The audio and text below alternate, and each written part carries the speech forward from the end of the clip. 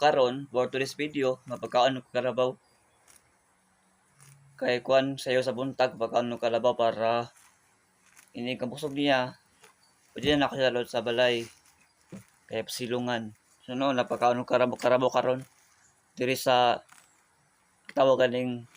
Kalibunan Kalibunan. So kana siya munay anak sa anayan ang anayan na raw munay ang inahan 3 years pa to no ti 3 years tulo ka tuig kanang anayan danan sa kan katuig mga 20 years katuig so karaan na kasi no so among kabaw do ra kabuk puro bay so sa mga gyud abi sagbot mo lang ako lang siya gipakiruan para busog siya og more to guys o kalibutan mag-subscribe sa aking YouTube channel. Salamat.